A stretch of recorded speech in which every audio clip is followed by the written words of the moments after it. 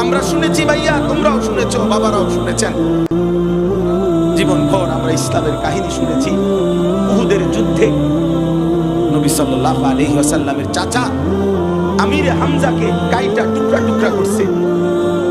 এই টুকরা টুকরা শহীদের ঘটনা শুনছি আমরা কিতাবের মধ্যে। উহুদের যুদ্ধে হামজা রাদিয়াল্লাহু তাআলা। আজ 1450 বছর পরে আমরা আবার দেখলাম ফিলিস্তিনের মুসলিম বোমার আঘাতে লাশ উপরের দিকে উঠে টুকরা টুকরা হয়ে ছিন্ন ভিন্ন হয়ে গেছে। আরেকবার পৃথিবী দেখলো আমির হামজার উত্তরসূরি টুকরা টুকরা লাশ ছিটে মিটে গেছে। উহুদের যুদ্ধের প্রতিচ্ছবি ফিরে এসেছে গাজার জমিনে। 6 বছরের বাচ্চা মেয়ে সাক্ষাৎকার দিছে গত 2 দিন আগেও। 6 বছরের মেয়ে বাচ্চা বলতেছে, আমি নিজে শুনছি বাচ্চার সাক্ষাৎকার। বাচ্চাটা বলতেছে, আমি আমার অন্যদের সাথে খেলতেছিলাম, হঠাৎ করে বোমা পড়ছে, বোমার আঘাতে আমি বেহুশ হয়ে গেছি। মেয়েটা বলতেছে, চুপ মেয়ে, যখন আমার হুঁশ আসছে আমি দেখি আমার ডান হাতটা আমার সাথে নাই, আমার হাত উড়ে গেছে কোথায় আমি জানি।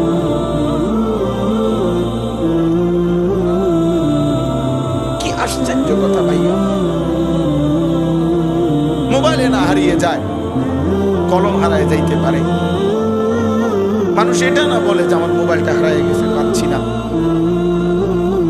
আমার কলমটা হারিয়ে গেছে পাচ্ছি না, আমার চাবির রিংটা হারিয়ে গেছে পাইতেছি না। আর এই ছোট্ট মেয়ে বলতেছে, আমার ডান হাতটা কোথায় গেছে আমি পাইতেছি না, আমার হাতটা কোথায় উড়ে গেছে। তাইলে ভেবে দেখো ভাই, এমন নির্মম জুলুমের শিকার যখন মুসলমান, সেই সময়ে তোমরা যারা যুবক, এত কঠিন পরিস্থিতি দেখেও শুনেও এখনো যারা দিন রাত নারী দেখো, ছবি দেখো, মোবাইলে অস্থির দৃশ্য দেখো, এক ওয়াক্ত নামাজ পড়ো না, এখনো যারা কোনো দিন ফজরের নামাজ পড়ো না, আমার তো তোরে বেটা মানুষের বাচ্চা মনে হয় না, তোর কলিজার ভিতরে ঈমান আছে মনে হয় না বেটা। মুসলমান এত পাষাণ হইবার কথা না। মজলুমের রক্তে যখন জমিন ভাসতেছে, তখনও যে গুনাহ, নাফরমানি, অসভ্যতা, অশ্লীলতা, বেহায়াপনা, নাচ গান, উলঙ্গ ছবি, বেনামাজি জিন্দিগি, হারামখোর জিন্দিগি চলতেছে। আরে বেঈমান, তোর হুঁশ আসবে কোন দিন? তাই আল্লাহর কথা বসে শুনলে দিল জমে, আল্লাহর কথা মনোযোগ দিলে কলিজায় লাগে। যথাযথ মনোযোগ, আন্তরিকতা ছাড়া কোরআনুল কারীমের কথা, সুন্নাহর কথা তেমন কোনো উপকার আসে না। গাফেল বঞ্চিত হয়। হাদিসের মধ্যে আছে, রাসূলুল্লাহ সাল্লাল্লাহু আলাইহি ওয়াসাল্লাম বলছেন, কিছু মানুষের দিল কাল কুজে মিরবাদান। রাসূলুল্লাহ সাল্লাল্লাহু আলাইহি ওয়াসাল্লাম বলছেন, কিছু মানুষের দিল উল্টানো কলসির মতো। কলস যদি উল্টানো হয় বা গ্লাস, উল্টা গ্লাস এরকম উল্টায় রাখা হয়, বালতি বলেন, গ্লাস বলেন, জগ বলেন, এইভাবে যদি উল্টায় রাখে, তাহলে এইটার উপরে যদি আটলান্টিক মহাসাগরের সবটা পানিও ঢালে, তারপরও এটা পুড়বে না। কেন পুড়বে না? উল্টানো যে, বোঝেন নাই কথাটা? এটা উল্টা হয়ে যাওয়ার কারণে এখন এই গ্লাসটা ভরবে কিনা। লা ইয়ারিফু মান মারুফান ওয়া লা ইউনকিরু মুনকারান। রাসূলুল্লাহ সাল্লাল্লাহু আলাইহি ওয়াসাল্লাম বলছেন, কিছু মানুষের দিল এমন যেটা উল্টানো কলসির মতো,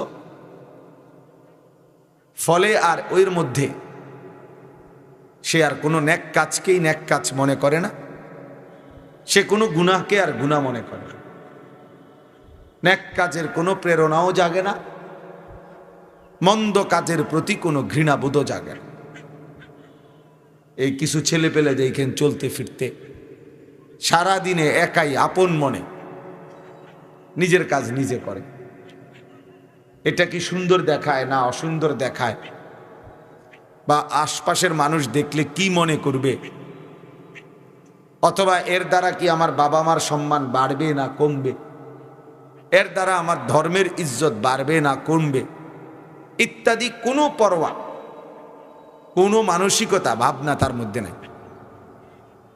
তার নিজস্ব একাকী খেয়াল খুশি, আমার মনে যা চাই তা, কার কাছে কিরকম লাগে এটা আমার দরকার কি। আমার মন চাইছে মোবাইল দেখলাম, নারী দেখলাম, ছবি দেখলাম, নাচ গান দেখলাম, উলঙ্গ দৃশ্য দেখলাম, মন চাইছে তো দাঁড়াইয়া মতে, মন চাইলে বৈশা পেশাব করে, মন চাইলে হাঁটতে হাঁটতে মতে, কারণ তার তো সেই সে, মানে এখানে কোনো বাবা মার ইজ্জত, বংশের কোনো সম্মান, মানুষের দৃষ্টিতে কোনো ভদ্রতা ইত্যাদি কোনো কিছু তার দরকার নেই।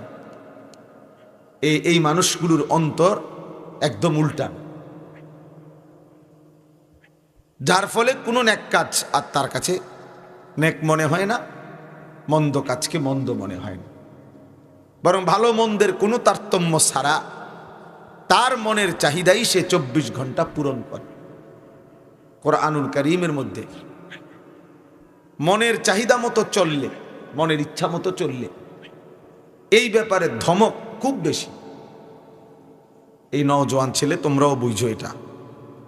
কোরআনুল কারীমের অসংখ্য আয়াতে আল্লাহ পাক রব্বুল আলামিন ইত্তেবাউল হাওয়া, অর্থাৎ যে তার প্রবৃত্তির অনুসরণ করে, মনের চাহিদা, এখানে আল্লাহর বিধান কি, রসুলের বিধান কি, এখানে ভদ্রতাটা কি, এখানে কোনো বিধি নিষেধ আছে কি না ইত্যাদি কোনো তারতম্য নাই। মন চাইছে, আমার মন চাইছে, হ্যাঁ আমার যা মন চাইছে তা, ইউর লাইফ ইউর উইশ, মানে তোমার জীবন তোমার পছন্দ, তোমার মনে যেটা চায় তা। এই যে মনের ইচ্ছা মতো, নিজ চাহিদা মতো জীবন চলা, জিন্দিগিটা চালানো, কোরআনুল কারীমে এই ব্যাপারে আল্লাহ তাআলা ভীষণ ধমক দিয়েছে। কোরআনুল কারীমের কোথাও আল্লাহ তাআলা এরকম মনের চাহিদা মতো যারা চলে তাদেরকে আল্লাহ তাআলা মানুষ হিসাবে স্বীকৃতি দেয় নাই। আল্লাহ তাআলা বলছেন এরা আনআম, চতুষ্পদ জন্তু, এরা জানোয়ার। আফারাআইতা মানিত্তাখাযা ইলাহাহু হাওয়াহু আফা আনতা তাকুনু আলাইহি ওয়াকিলা, যে তার মনের চাহিদাকেই নিজের খোদা বানিয়ে ফেলছে। আল্লাহ তাআলা বলেন ইনহুম ইল্লা কাল আনআম, তাদের পরিচয় আর কিছুই নয়, শুধুই জানোয়ার, এরা শুধুই চতুষ্পদ জন্তু। কোন আয়াতে আল্লাহ তাআলা বলছেন ফাখালাফা মিন বাদিহিম খালফুন আদাউস সালাহ ওয়াত্তাবাউশ শাহওয়াত ফাসাউফা ইয়ালকাউনা গাইয়্যা। আল্লাহ তাআলা বলেন প্রত্যেক প্রজন্মের নিকৃষ্ট মানুষ ওরা, যারা তাদের নামাজকে প্রতিনিয়ত নষ্ট করে এবং মনের ইচ্ছা মতো চলে। আল্লাহ বলেন আমি অচিরেই তাদেরকে নিকৃষ্ট জাহান্নামের গর্তে ছুঁড়ে মারব। কোরআনুল কারীমের মধ্যে আল্লাহ তাআলা বলছেন আফারাআইতা মানিত্তাখাযা ইলাহাহু হাওয়াহু, বন্ধু আপনি দেখবেন যে তার মনের চাহিদাকে, নিজের খেয়াল খুশিকে নিজের খোদা বানিয়ে ফেললো, আমি তাকে 3টা শাস্তি দেব। আল্লাহ বলছেন ওয়া আদাল্লাহুল্লাহু আলা ইলমিন, একদিন আমি আল্লাহ তাকে ইচ্ছে করে আমিই তাকে পথভ্রষ্ট করে দেব। যে ঠিক আছে, তুমি যেহেতু আমার পথে চলোই না, আর কোনো দিন আমি তোমাকে আমার পথের সন্ধান দেবই না। ঠিক আছে, বনে বাদারে গরু ছাগলের মতো, পাগল মাতালের মতোই জিন্দেগি শেষ করো। এই আল্লাহ পথভ্রষ্ট করে দিবেন যে তার মনের চাহিদা মতো চলে। 2 নাম্বার ওয়া খাতামা আলা সামঈহি ওয়া কলবি, আল্লাহ বলেন আমি তার কানে এবং অন্তরে মোহর মেরে দেব। 3 নাম্বার ওয়া জাআলা আলা বাসারিহি গিশাওয়া, চোখের সামনে পর্দা ফেলে দেব। তা আর কি রইল? পথও ভুলাইয়া দিল, কানেও মোহর মেরে দিল, কলিজার মধ্যে অন্তরেও মোহর মেরে দিল, চোখের সামনে পর্দা ফেলে দিল। এবার আর নাফরমানের কি রইল? সে আর শুনবেই কি, বুঝবেই কি, দেখবেই কি, ভাববেই কি? তার তো সব দিক থেকে আল্লাহ বন্ধ করে দিছে। এই জন্য মনের ইচ্ছা মতো চললে আমার মনে যা চায় তা। তুমি এমন চুল রাখছো কেন? আমার মন চাইছে। তোমার জামা পোশাক এটা এরকম কেন? আমার ভালো লাগছে। তুমি এখানে দাঁড়ায় আছো কেন? আমার মন চাইছে। তুমি যে রাস্তার পাশে মানুষ চলাফেরা করতেছে, এখানে পাশে দাঁড়াইয়া অথবা পাশে বইসাই রাস্তার পাশে তুমি পেশাব করতে আসো, ঘটনা কি? আপনার সমস্যা কি? অনেক বেয়াদব ছেলে আছে, আপনার সমস্যা কি? আর বেউকুফ, আমার সমস্যা কি? সমস্যা তোরে না, তুই মতো সমস্যা বুঝি আমার হইব, সমস্যা তোরে না। মতে হে সমস্যা জিগা আমারে, পাগল মাতাল, তোরে না সমস্যা, তার শীর্ষে তো তোর মাথা না, আমার সমস্যা। এজন্য এই জিন্দিগির আর কোনো সৌন্দর্য থাকে না। নিজের মনে যা চায় তাই করে। আল্লাহ তাআলা এই ব্যাপারে কঠিন কঠিন কথা বলছেন। কোথাও বলছেন, বললাম মনের ইচ্ছা মতো চললে কাউকে, কোথাও বলছেন আল্লাহ জানোয়ার, কোথাও বলছেন জাহান্নামের নিকৃষ্ট গর্তে ছুঁড়ে মারব, কোথাও বলছেন আমি আল্লাহই তাকে পথভ্রষ্ট করে দেব, আমি আল্লাহই তার কানে অন্তরে মোহর মেরে দেব, চোখে পর্দা ফেলে দিব। ফামাইয়াহদিহি মিন বাদিল্লাহ, আল্লাহ বলেন এরপরে তাকে, আমি আল্লাহকে ব্যতীত কে হেদায়েত দিবে? তাকে আর পথ দেখাবে কে? পথ তো আমি দিতাম, আমি তো তারে পথ থেকে গুমরাহ করে দিলাম। এরপরে সবচেয়ে ভয়ঙ্কর কথা হলো, কোরআনুল কারীমের মধ্যে আল্লাহ তাআলা বলছেন সরাসরি, ওয়াত্তাবা হাওয়াহু, সূরা আরাফের মধ্যে আছে, মনের ইচ্ছা মতো যে চলে, নিজের মনের চাহিদার যে অনুসরণ করে, আল্লাহ তাআলা বলছে ফামাসালুহু কামাসালিল কালব, তার উদাহরণ হলো কুত্তার মতো। সরাসরি কোরআন শরীফের আয়াত, ফামাসালুহু কামাসালিল কালব, তার উদাহরণ কুত্তার মতো। কালবুন অর্থ কুত্তা, কুকুর। এই জন্য ছেলেরা মনে রাখো, বাবারাও মনে রাখেন, জিন্দিগি ভর যারা গুনাহ ছাড়তে পারলেন না, একটি গুনার উপরে 30 বছর লাগিয়া রইলেন, একটি নাফরমানির উপরে 20 বছর ধরে চলমান, তার মানে আপনি মূলত আল্লাহর বিধান, রাসূলের বিধান মোটে পাত্তাই দিলেন না। আপনার মনের ইচ্ছাকেই আপনি খোদা বানায় নিছেন, যার ফলে 20 বছর লাগাতার নাফরমানি, 10 বছর, 30 বছর, 40 বছর মিথ্যা বলতেছে। তাই যে প্রত্যেক দিন মিথ্যা কথা, ওজনে কম দেয়, আজকে 30 বছর ওজনে কম। ওমা এটা কি ডাকাই মুসলমান? আরে তুই কি তারে বেটা?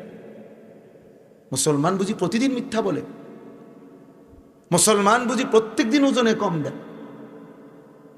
গালি দেয় তো 60 বছর বয়স, বুড়া মিয়া এখনো আক করলে গালি দেয়, এমন নাই?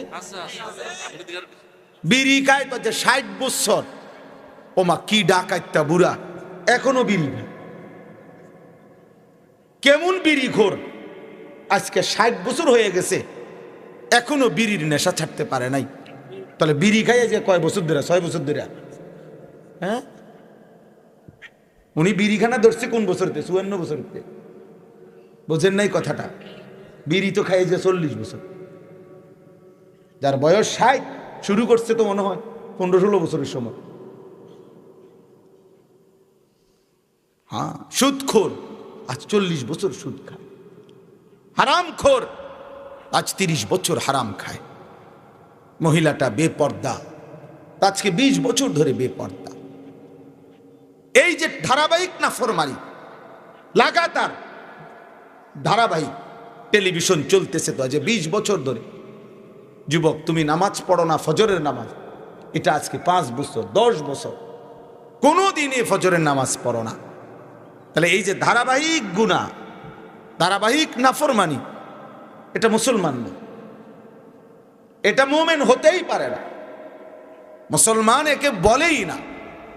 হাকিমুল উম্মত মুজাদ্দিদুল মিল্লাত হযরত মাওলানা শাহ আশরাফ আলী থানভী রাহমাতুল্লাহ আলাইহি বলছেন, মুসলমানের গুনাহ হয়ে যাওয়া এটা স্বাভাবিক, কিন্তু মুসলমান গুনার উপরে জমে থাকা এটা অস্বাভাবিক। বুঝেন নাই কথাটা? কোন মুসলমানের দ্বারা গুনাহ হয়ে যাওয়া এটা অসম্ভব। বলেন না কেন? এটা স্বাভাবিক, গুনাহ হবে। গুনাহ হতেই পারবে না 40 বছরে এক জাররা, এটা বলি নাই আমরা। আল্লাহ নবী সাল্লাল্লাহু আলাইহি সাল্লাম বলছে, আল্লাহ তাআলা তো তার 3টা নাম ঠিকই রাখছেন, গফুর, গফফার, গাফির, তোমাদেরকে মাফ করার জন্য। তো গুনাহ না হইলে মাফ করবে কিভাবে? তাহলে গুনাহ হবেই, গুনাহ হবেই। চলার পথে মানুষ পিছলা খাবেই, হোঁচট খাবেই। তাই বলি বুঝি ফিসলা খাইছি যেন উঠতে রাখছি আর ওঠে না। কি ওড়ো না? কয় না ফিরে গেছি তো। আর তো ফিরে গেছো তো বুঝছি তো, ওড়ো এখন। না ফিরে গেছি। আরে কি রে কয় ফিরে গেছে বলে? তো আমিও দেখতেছি তুমি পড়িয়া গেছো, তখন ওড়ো। কয় না উঠতাম না, ফিরে গেছি, আমি পড়ে গেছি। তাইলে মুসলমান গুনাহ হয়ে যাওয়া এটা স্বাভাবিক, কিন্তু গুনার উপরে লাগাতা জমে থাকা এটা অস্বাভাবিক। এটা জরুরি কথা মনে রাখতে হবে। তো বলতেছিলাম ওই তর্জমাটা এটাই। আল্লাহ তাআলা বলেন, ওয়াত্তাবা হাওয়াহু ফামাসালুহু কামাসালিল কালব, যে তার মনের চাহিদার অনুসরণ করে 24 ঘন্টা যে জিন্দেগিটা তার মনের ইচ্ছে মতো চলে, আল্লাহ বলেন সে আর মানুষ থাকে না, তার দৃষ্টান্ত উদাহরণ কুত্তার মতো। কামাসালিল কালব, কুত্তার মতো। এই জন্য বললাম দোস্ত, বাপ, চাচা, আপনি বয়স্ক হন আর জওয়ান হন, আমি হই কিংবা আপনি হন, এটা মনে রাখতে হবে, এটা নিজের মধ্যে আত্ম উপলব্ধি থাকতে হবে যে আসলে আপনি কি নফসের গোলাম না রবের গোলাম। আপনি স্পষ্ট ফয়সালা করেন। ছেলেরা তোমরাও ফয়সালা করো, তুমি কি আসলে তোমার মনের চাহিদার, মনের খেয়াল খুশির গোলাম নাকি তুমি আল্লাহর গোলাম? এটা স্পষ্ট করো। যদি তুমি আল্লাহর গোলাম হতে সেজদা দিলা না কেন? আর নফসের গোলাম, ইবলিসের গোলাম, শয়তানের গোলাম, এজন্যই তো সেজদাবিহীন রাত কাটায় দিলা। সারা রাত মোবাইলে উলঙ্গ ছবি দেখে রাত কাটায় দিলা। এটা সম্ভব হয়েছে কেন? যেহেতু সে তার মনের চাহিদার গোলাম। তার খোদা তার চাহিদা, তার খোদা ইবলিস। আল্লাহ যার মালিক, আল্লাহ যার রব, সে আল্লাহকে ভুলবে কেন? সে আল্লাহকে ভুলবে কেন? এই জন্য এটা খুব জরুরি খেয়াল করা আমাদের জীবনের। আমরা ছোটবেলার থেকে আল্লাহওয়ালা বুজুর্গদের যত বয়ান শুনছি, আগের যত মাশায়েখ, আউলিয়া কেরাম, আল্লাহর প্রিয় বান্দারা, ওনারা সব সময় এটা বলতেন যে ভাই, মন চাহি জিন্দিগি ধরো, রব চাহি জিন্দিগি ধরো।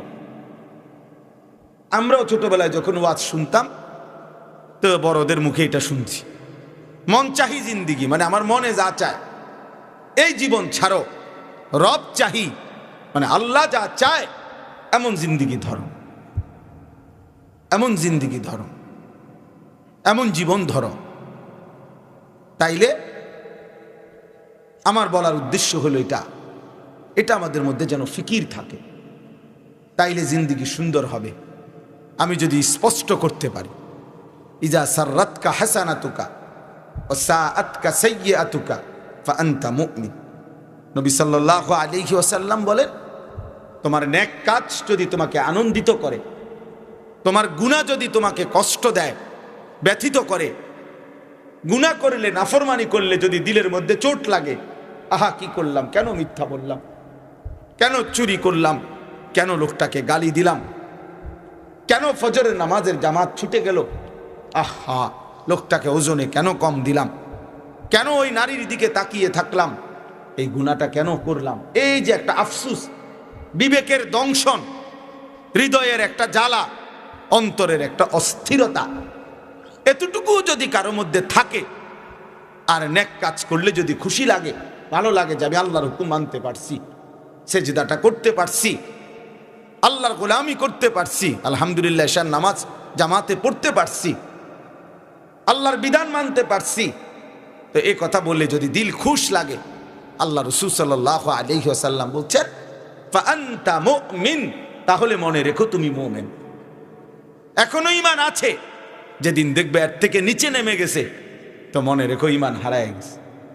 এর থেকে নিচে নামছে মানে এখন আর গুনার পর গুনাহ হলেও অন্তরের মধ্যে কোনো ব্যথা কষ্ট অনুভবই হয় না, অনুভব ওজনে কম দিতে আছে, মিথ্যা বলতেছে, সুদ খাইতেছে, সুদের টাকার কথা বুঝাইতে আছে, চা খায়, বিস্কিট খায়, এসি চলতেছে, কথা শুদ্ধ মারে, কেমন আছেন আঙ্কেল, ভালো আছেন, আমাগো বাটপাড়িটাকে একটু বুঝবেন, আমরা কিভাবে পলিসিটা করছি, সিটারিটা বুঝবেন একটু, বাবা ইংলিশ মারেন, শুদ্ধ মারেন। ফেরেশতা যখন লাথি দিবে হারাম কর, লাথিটাও দিবে শুদ্ধ লাথি, একদম ডাইরেক্ট লাথি দিবে, ডাইরেক্ট লাথি দিবে, ডাইরেক্ট লাথি, শুদ্ধ লাথি, শুদ্ধ।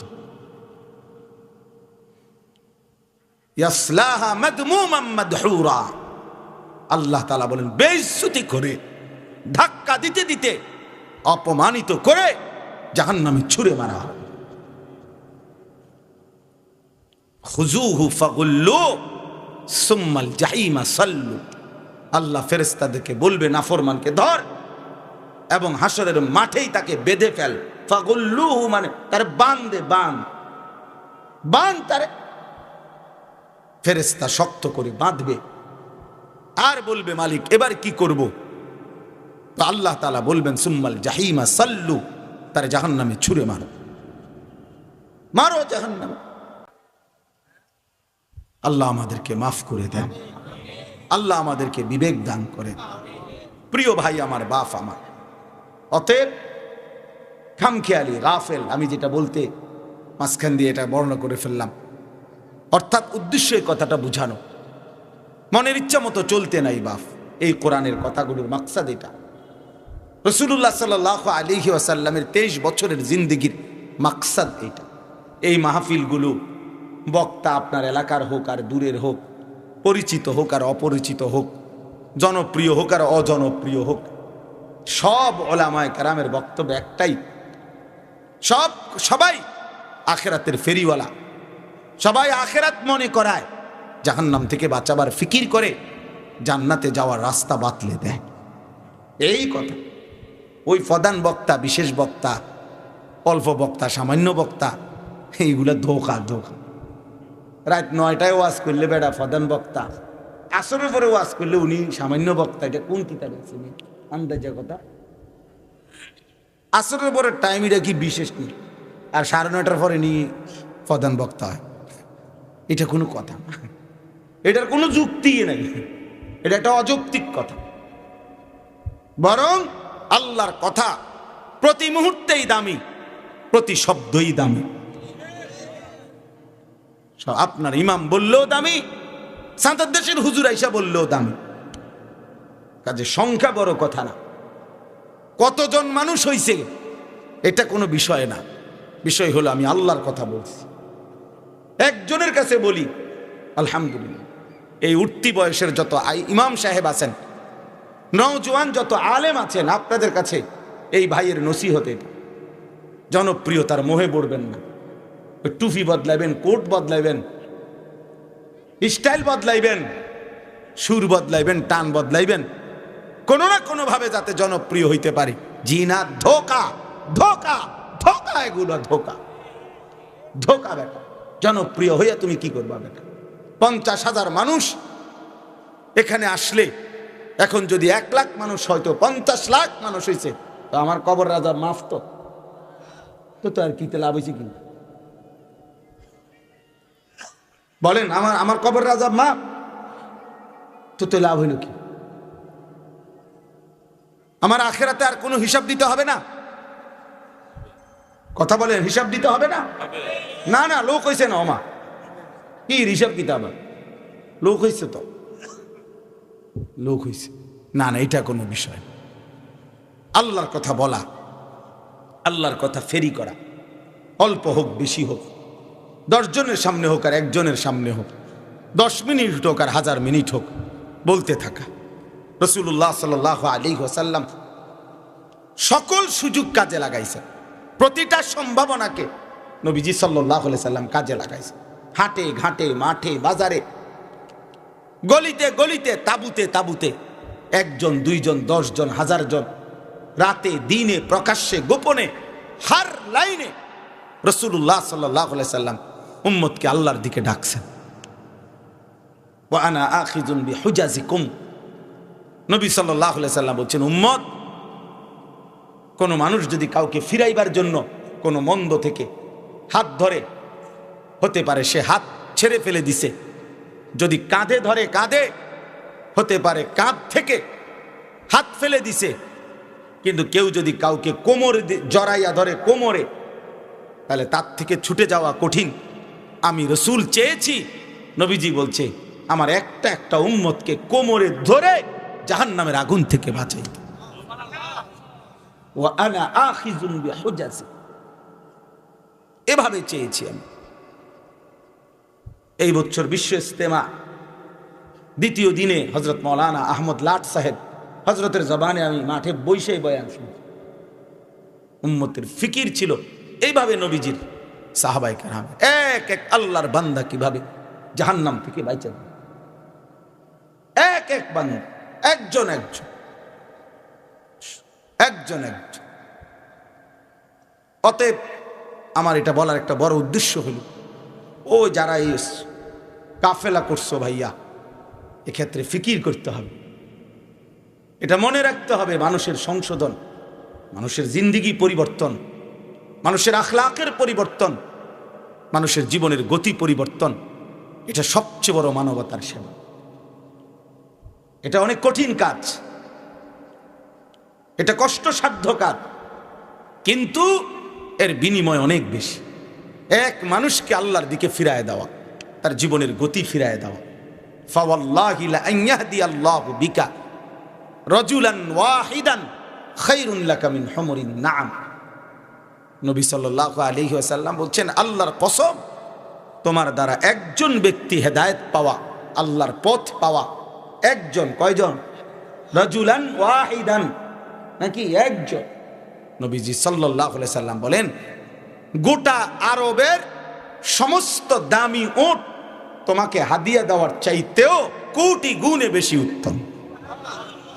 যদি এক ভাই, এক মুসলমান, এক নাফরমান আল্লাহকে পেয়ে যায়।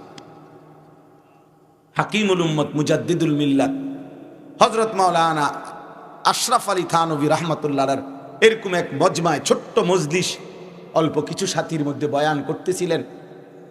তো পিছন দিয়ে এক লোক, সে নেশা করত কিন্তু কবিতা লিখত, সে বড় কবি ছিল, ইসলামের বিরুদ্ধে লিখত, কিন্তু নেশা করত নিয়মিত। বন্ধুরা তাকে জোর করে আইনা বলছে, তুমি ওনার কথাটা একটু শোনো কিছুক্ষণ। জিগার মুরাদাবাদী, পরবর্তীতে বিখ্যাত কবি, ওনারে পিছনে আইনা বসাইছে, বলছে তুমি একটু শোনো। তখন এই জিগার, ভারতের, তিনি থানভী রহমতুল্লাহর কথা কিছুক্ষণ পিছনে বৈশা শুনছে মনোযোগ দিয়া। এই বয়ানের মধ্যেই লাফ দিয়া চিৎকার করে দাঁড়াইয়া বলছে, আশরাফ আলী কি বললা এগুলা? মেরি জাহাঁ বদল গই, হাওয়া কি রুখ ভি বদল গই। হায় আশরাফ আলী, আমার জীবন তো বদলে দিলা, আমার জীবনের গতি পথ তো উল্টে দিলা। কি কইলা এগুলা? কি বললা? কি শোনাইলা? হায়, আমি আছি কোথায়? আমি করছিটা কি? এজন্য এটা খুব জরুরি, এটা কষ্টসাধ্য হলেও, এজন্য আমি বলবো নিজের বুদ্ধিতে মানবতার কল্যাণ ভালো কাজ, নিঃসন্দেহে মানুষের কল্যাণ। খায়রুন নাস মান ইয়ানফাউন নাস, যে মানুষের কল্যাণ করে। রাসূলুল্লাহ সাল্লাল্লাহু আলাইহি ওয়াসাল্লাম বলছেন তিনি খায়রুন নাস, শ্রেষ্ঠ মানুষ। ইরহামু মান ফিল আরদ ইয়ারহামুকুম মান ফিস সামা। নবী সাল্লাল্লাহু আলাইহি ওয়াসাল্লাম বলছেন, জমিনে যারা আছে, জমিনবাসী, তুমি তাদের উপরে দয়া করো, আসমানে যিনি আছেন তিনি তোমার উপরে দয়া করবেন। বলার ঢং কি রাসূলুল্লাহ, হাদিসের আন্দাজ কি সুন্দর। তো এটা ভালো কাজ, কিন্তু মনে রাখতে হবে মানুষের সবচেয়ে বড় কল্যাণ মানুষকে আল্লাহর পথ দেখানো। মানুষের সবচেয়ে বড় কল্যাণ তার জাহান্নামের চিরস্থায়ী আগুন থেকে বাঁচিয়ে জান্নাতের রাস্তা ধরায় দাও, আখিরাতের সন্ধান দিয়ে দাও। এই জন্য সবার আগে এটা ভাবতে হবে, এটা ভাবতে হবে, এটা দিছি ওইটা দিছি, মাশাআল্লাহ ভালো কথা, কিন্তু জিন্দিগি বদলাইছে কিনা এটা কর। যুবকের জীবন বদলাইতে হবে, এই বেনামাজি ছেলেদের জিন্দিগি বদলাইতে হবে, নাই তো ইমানের বিজয় আসবে না, কাঙ্ক্ষিত বিজয় আসবে না। বিজয়ের ওয়াদা আল্লাহ দিছেন, ওয়াদা আল্লাহর সত্য। বিজয় মুসলমানেরই হবে, বিজয় ফিলিস্তিনেরই হবে, পরাজয় ইসরায়েলের হবেই হবে, হবেই হবে। আমি বলছি গতকালকের মাহফিল, যদি কোনোদিন শোনো ভাইয়া যে ফিলিস্তিনের আর একজন মুসলমানও জীবিত নাই, একজনও না, খোদার কসম সেখানেও বলতে হবে বিজয় মুসলমানের হবে, বিজয় ফিলিস্তিনের হবে। সেটা কিভাবে হবে? সেটা মহান আল্লাহ পাক যখন বিজয় দেবেন তখন দেখবেন যে এভাবে হয়েছে, এভাবে হয়েছে। রব্বুল আলামিন কোন একজন সংখ্যার কাছে আল্লাহ মুখাপেক্ষী না, মুখাপেক্ষী। আল্লাহ চাইলে ওয়ায়াতি বিখালকিন জাদীদ ফাসাউফা ইয়াতি আল্লাহু বিকওমিন, আল্লাহ চাইলে সম্ভব অবশ্যই হবে, অবশ্যই হবে। 16 বৎসরের জালেম কেমনে পলাইবে কারো ক্যালকুলেশনে ধরে নাই, কেউ বোঝে নাই, কেউ ভাবে নাই। কত মিছিল, কত আন্দোলন, কত রক্ত, কত জুলুম এই জমিনে হয়েছে, কেউ ভাবে নাই। কিন্তু রবের ফয়সালা যেদিন হইছে ঠিকই ভাগছে, আর জনগণ দেখছে যে এমনে ভাগে, এমনে ভাগে। দিয়ে কোনা দিয়া যাইয়া হেলিকপ্টার উড়ন লাগে, দৌড় লাগে, এমনি। এই জন্য ইসরায়েলের কুত্তারা কিভাবে হারবে এটা রব দেখাবে ইনশাআল্লাহ, রব দেখাবে ইনশাআল্লাহ। বিজয় মুসলমানের হবেই হবে ইনশাআল্লাহ, কালেমার বিজয় হবেই, মুমিনের বিজয় হবে, এটা আল্লাহর ওয়াদা। ওয়াকানা হাক্কান আলাইনা নাসরুল মুমিনিন, আল্লাহ বলছে আমার হক মুমিনকে সাহায্য করা। কতদিন পরে সেটা আল্লাহর ফয়সালা। সব জালেমের, সব বেঈমানের পতন একই সময়ে হয় না। এই পৃথিবীর সমস্ত জালেম 100 বছরের ভিতরে পতন হয়েছে এটা কোনো জরুরি। কারো পতন 950 বছর পরে হয়েছে, কারো পতন 400 বছর পরে হয়েছে, কারো পতন 300 বছর পরে হয়েছে, কারো পতন 100 বছর পরে হয়েছে, কারো পতন 200 বছর পরে হয়েছে, কারো পতন 50 বছর পরে হয়েছে, কারো পতন 16 বছর পরে হয়েছে। অতএব প্রতিটা জালেমের যেহেতু ইতিপূর্বে পতন হয়েছে, কওমে নূহ যেহেতু ধ্বংস হয়েছে, সালেহ আলাইহিস সালামের কওম যেহেতু ধ্বংস হয়েছে, লূত আলাইহিস সালামের অবাধ্য জাতি যেভাবে ধ্বংস হয়েছে, হুদ আলাইহিস সালামের অবাধ্য জাতি যেভাবে ধ্বংস হয়েছে, নমরুদ যেভাবে ধ্বংস হয়েছে, সাদ্দাত ধ্বংস হয়েছে, কারুন ধ্বংস হয়েছে, ফেরাউন ধ্বংস হয়েছে। অতএব দোস্ত, নেতানিয়াহু নামের ওই কুত্তাও ধ্বংস হবে, হবে, হবে ইনশাআল্লাহ, হবে ইনশাআল্লাহ, হবে ইনশাআল্লাহ, কোনো সন্দেহ নাই বেটা। কিন্তু দেখার বিষয় হলো যুবক, তুমি কামে লাগছো কিনা। হতে পারে বিজয় হবে যেদিন তুমি বইয়া বইয়া মোবাইল টিপরে, তোমার মতো অপদার্থরে কামে লাগলো না আর কি। বিজয় ঠিকই হবে। হতে পারে যেদিন বিজয় হবে সেদিন তোমার মতো নাফরমান, ফজরের নামাজও পড়ো নাই, তুমি নাফরমান ঘুম থেকে উঠে দেখবা ফিলিস্তিনের পতাকায় কালেমার পতাকা উঠছে, ইসরায়েলের কুত্তারা হেরে গেছে। বিজয় হবে, বিজয় হবে। বিজয় মোমেনের হবেই, মুজাহিদিনদের বিজয় হবেই। আমি কামে লাগবো কিনা, আমার আল্লাহর দ্বীনের জন্য আমারে মালিক নিবে কিনা, এটা হলো দেখার বিষয়। এটা দেখার বিষয়, এটা দেখার বিষয়। এই জন্য আমি অনুরোধ করছি, মেহেরবানি করে, দয়া করে বাবারা, আপনাদের কাছে অনুরোধ, আপনারা আপনাদের ছেলে মেয়ের ঈমান আমলের দিকে নজর দেন। ছেলেরা, বাবা, তোমাদের কাছে অনুরোধ, দোস্ত, পৃথিবীর এই ক্রান্তি লগ্নে, মুসলমানের এই করুণ দুর্দশার সময়ে তুমি তোমার আল্লাহর দিকে ফিরো।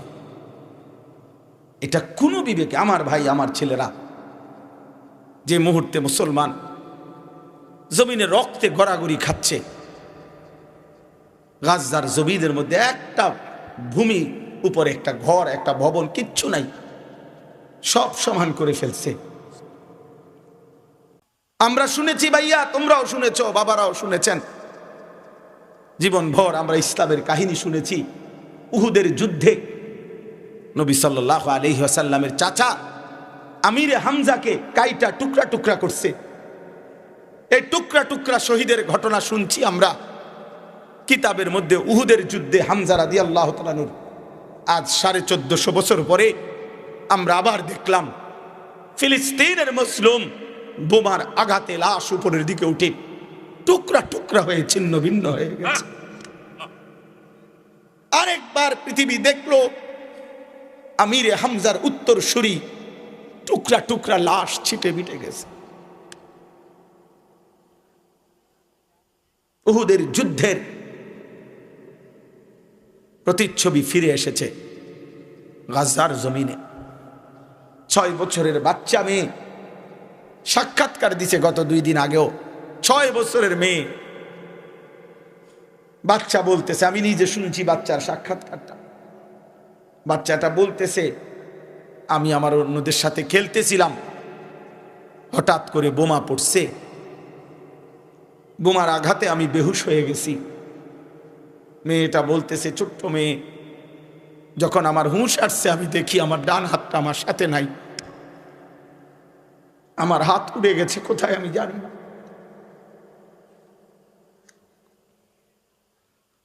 কি আশ্চর্য কথা ভাইয়া, মোবাইলে না হারিয়ে যায়, কলম হারায় যাইতে পারে। মানুষ এটা না বলে যে আমার মোবাইলটা হারায় গেছে, পাচ্ছি না, আমার কলমটা হারায় গেছে, পাচ্ছি না, আমার চাবির রিংটা হারায় গেছে, পাইতেছি না। আর এই ছোট্ট মেয়ে বলতেছে, আমার ডান হাতটা কোথায় গেছে আমি পাইতেছি না, আমার হাতটা কোথায় উড়ে গেছে। তাইলে ভেবে দেখো ভাই, এমন নির্মম জুলুমের শিকার যখন মুসলমান, সেই সময়ে তোমরা যারা যুবক, এত কঠিন পরিস্থিতি দেখেও শুনেও এখনো যারা দিন রাত নারী দেখো, ছবি দেখো, মোবাইলে অস্থির দৃশ্য দেখো, এক ওয়াক্ত নামাজ পড়ো না, এখনো যারা কোনো দিন ফজরের নামাজ পড়ো না, হ্যাঁ, আমার তো তোরে বেটা মানুষের বাচ্চা মনে হয় না, তোর কলিজার ভিতরে ঈমান আছে মনে হয় না বেটা। মুসলমান এত পাষাণ হইবার কথা না। মজলুমের রক্তে যখন জমিন ভাসতেছে, তখনও যে গুনাহ, নাফরমানি, অসভ্যতা, অশ্লীলতা, বেহায়াপনা, নাচ গান, উলঙ্গ ছবি, বেনামাজি জিন্দিগি, হারামখোর জিন্দিগি চলতেছে। আরে বেঈমান, তোর হুঁশ আসবে কোন দিন? তাই তোর বিবেক নড়বে কোন দিন? তোর কোন দিন বিবেক নড়বে বেটা?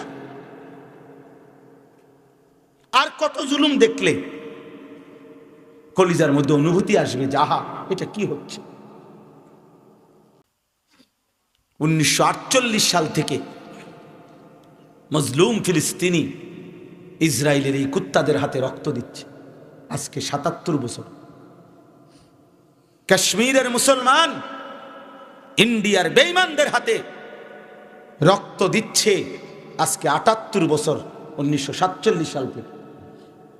রোহিঙ্গার মুসলমান বার্মার কুত্তাদের হাতে রক্ত দিচ্ছে আজকে 61 বছর ধরে, 1964 ইংরেজি থেকে। এজন্য পৃথিবীর কোথাও যদি মুসলমান 77 বছর ধরে মজলুম, কোথাও 78 বছর ধরে মজলুম, কোথাও 61 বছর ধরে মজলুম, তাহলে এতদিন যদি মুসলমান মজলুম থাকে আর তুমি কোনোদিন জুলুমের শিকার হবা না, তোমার হায়াত এমনি রঙে ফুর্তিতে কাইটা যাবে। হায় যুবক, এই নিশ্চয়তা তোমারে কে দিছে? কে দিছে? তোমাদের যাদের 20-22 বছর বয়স, 18 বছর, 25 বছর, কল্পনা করে দেখো, ফিলিস্তিনের এই বয়সী একটা যুবক, সে তো জন্মের পরে কোনোদিন নিরাপত্তা দেখেনি। সে তো গত 22 বছরে কোনোদিন শান্তিতে ঘুমাইতে পারে নাই। সে তো গত 22 বছরে কোনোদিন হয়তো পেট ভরে খাইতেও পারে না।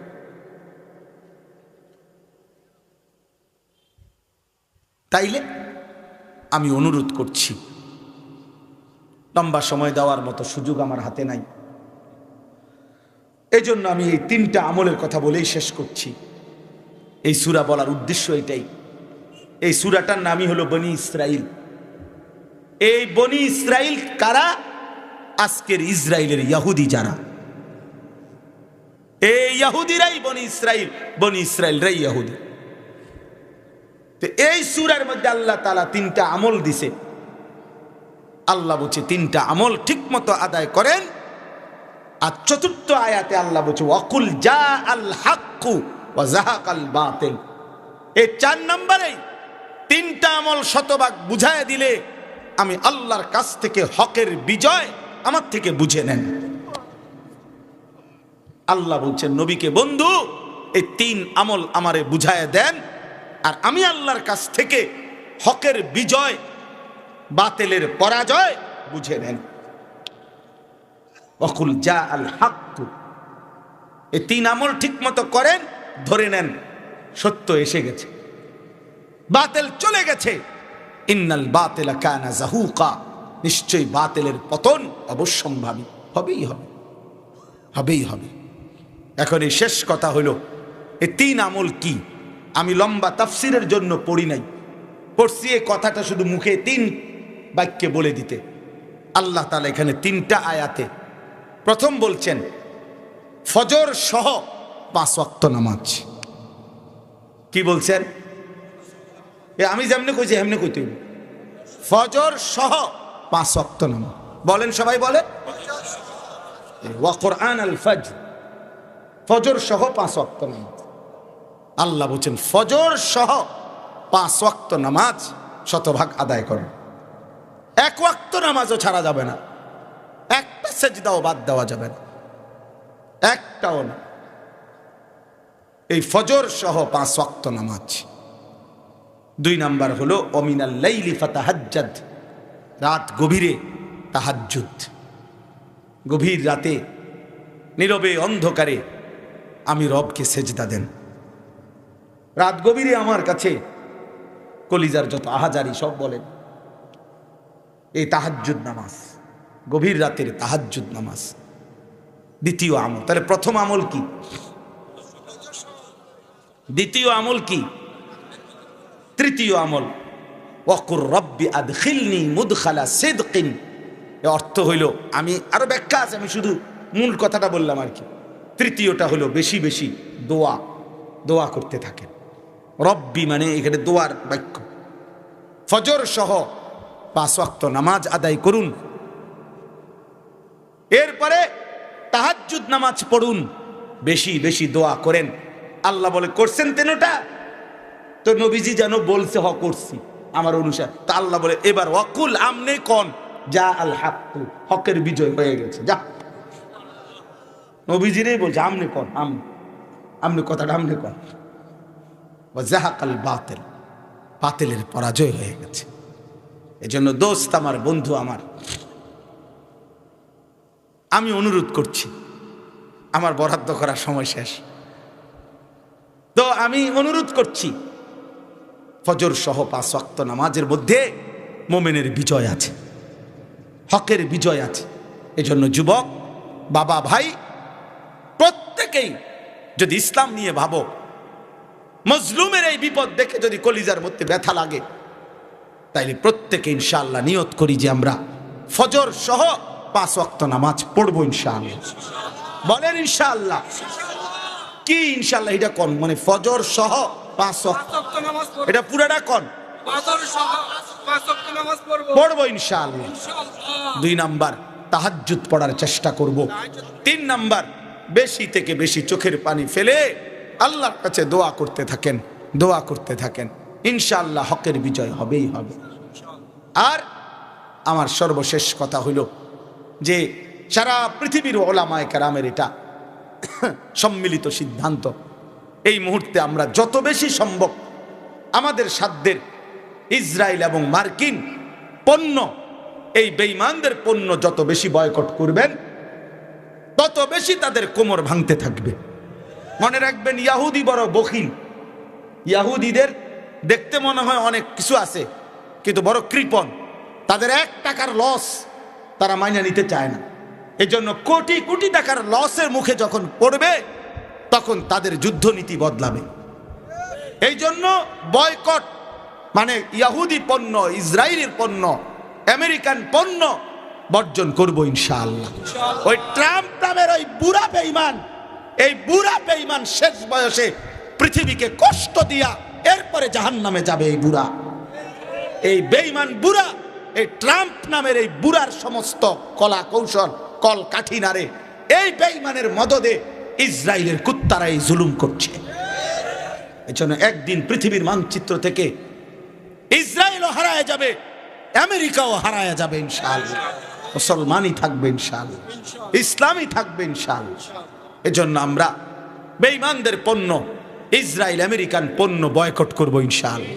আমার প্রায় দিনের বাজার বাসাত কিছু আনলেই আমার ছোট ছেলে হেইতের তোষকের তলে একটা কাগজ আছে, তো দৌড় দিয়ে কাগজ এটা আনে, হ্যাঁ হ্যাঁ এটা করতে পারবো, মিলাইবে না আব্বু আব্বু এটা হইতো না, এটা হইতো না, এটা হইতো। আলহামদুলিল্লাহ। এজন্য মার্কিন এবং ইসরায়েলি পণ্য আমরা বর্জন করব ইনশাআল্লাহ। আগামীকাল সারা বাংলাদেশ ব্যাপী মার্চ ফর গাজা যেই বিক্ষোভ কর্মসূচির ডাক দেওয়া হয়েছে, সারা বাংলাদেশের আলেম ওলামা, সারা বাংলাদেশের শিক্ষিত রাজনীতিবিদ, শ্রেণী পেশার ব্যবসায়ী, সর্বশ্রেণীর মানুষ আলহামদুলিল্লাহ আগামীকালকের সেই বিক্ষোভ কর্মসূচিতে যাবে ইনশাআল্লাহ। আমরাও যাব ইনশাআল্লাহ, আমিও যাব ইনশাআল্লাহ। আমার মাদ্রাসা থেকে বাস গাড়ি সাথীরা সব রেডি আমগো এলাকার মধ্যে, আমরাও সকালবেলা যাব ইনশাআল্লাহ। এজন্য আমরা কলিজার সবটুকু দিয়ে আমরা বলবো আল্লাহর কাছে যে মালিক, আমরা ফিলিস্তিনকে ভালোবাসি, আমরা গাজাকে ভালোবাসি। যদি আপনি ভালোবাসার প্রমাণ নিতে চান তো আমি আনিস তাজা খুন দিতে সবার আগে রাজি আছি ইনশাআল্লাহ।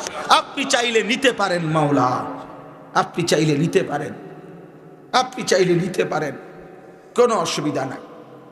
এজন্য আমরা ইনশাআল্লাহ এই বিক্ষোভ কর্মসূচি সহ আগামী দিনের কর্মসূচিগুলোও যেন সফল হয় এবং আল্লাহ তাআলা যেন ফিলিস্তিনের বিজয় দান করে, ইসরায়েলকে যেন ধ্বংস করে দেয়। বলেন আমিন। সুবহানাল্লাহি ওয়া বিহামদিহি, সুবহানাকাল্লাহুম্মা বিহামদিকা, আশহাদু আল্লা ইলাহা ইল্লা আনতা, আস্তাগফিরুকা ওয়া আতুবু ইলাইক। আর কোনো